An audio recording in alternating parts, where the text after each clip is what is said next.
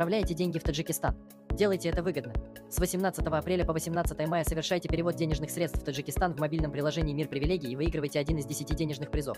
Используйте промокод 989 для получения дополнительной скидки. Важно! Для получения приза у вас должна быть карта Кулейкарт или MP-карт банка «Мир привилегий». Скачивайте мобильное приложение и подписывайтесь на телеграм-канал, чтобы быть в курсе всех акций. «Мир привилегий». Только лучшие для вас. ассалому алайкум дӯстони азиз, бародарону хоҳарон, умедворам шумо хуб ҳастед. бар шумо саломатӣ хоҳон ҳастам. албатта беҳтарин неъмат ин доштани саломатӣ аст ва беҳтарини неъматҳо ин доштани падару модар, бародару хоҳар, зану фарзанд ва дар як давлати ободу озод зиндагӣ кардан аст. бизор давлати мо доимо тинҷу ором ва ҳамеша аз чашми душманон пок бошад. ва дӯстони азиз, мавзӯи имрӯзаи мо дар бораи баъзе аз шахсиятҳо ки на номус доранд, на ғурур, на ва як ақли инсоният. барои чӣ дар ин бора суҳбат дорем? мавзӯи имрӯзаи мо вобаста ба ҳамон наворҳое ки пинҳонӣ мегиранду дар сомонаҳои иҷтимоӣ нашр мекунанд, ба монанди баъзе наворҳо ки мутаассифона мо дар ютуб наметавонем гузорем. шумо ин наворҳоро метавонед дар телеграм-канали мо тамошо кунед ки чаро чунин ҳолатҳо шуда истодааст ва сабаби инҳо дар чист. албатта дар бораи наворҳои 18+, яъне ки наворҳои ғайриахлоқӣ, наворҳое ки ба ақидаи кӯдакон хеле таъсири манфӣ мерасонад. мусбат не, манфӣ. албатта дӯстони азиз, имрӯз дар як замоне қарор дорем ки техникаву технология ривоҷ ёфтааст, хусусан интернет. интернет чист? фикри худро дар комментария нависед. интернет чист? ба ақида ва фикри ман интернет ин монанди як корд, яъне корчае ҳаст ки агар ба ҷиҳати хуб кор фармонем бар мо ёрдамаш мерасад. агар каме ашифта кунем, хато кунем, албатта ягон ҷои моро мебирад корча. интернет ҳам чунин аст. агар мо барои манфиати хуб ба манфиати дигарон таъсиррасон бошад, ба тариқи бад, бо муносибати бад таъсиррасон бошад, албатта ин барои мо зарар аст.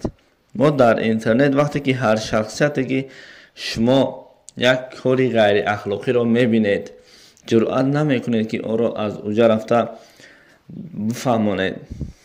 хуб мешавад ки шумо онҳоро навор карда дар интернет нагузоред. албатта инсон вақте ба васвоси шайтон гирифтор мешавад, намедонад чӣ кор мекунад. баъзе аз наворҳое ҳаст, хусусан ин расме ки шумо дар рӯи экран мебинед. хонандаи синфи 10, албатта синфи мактабхон ҳастанд. хонандаи синфи 10 бо ҳамон духтар алоқаи ҷинсӣ, яъне ки дар даҳон карда истодааст. ба инаш чӣ мегӯем? бинед ки имрӯз мардум бо воситаи интернет чӣ корҳоро карда истодаанд. ва баъзе кӯдакон, баъзе наврасон интернет дар ҳама кор мекунад. ҳозир чӣ бисёр? шабакаҳои 18+, порнография бисёр, порновидеороликҳо бисёр.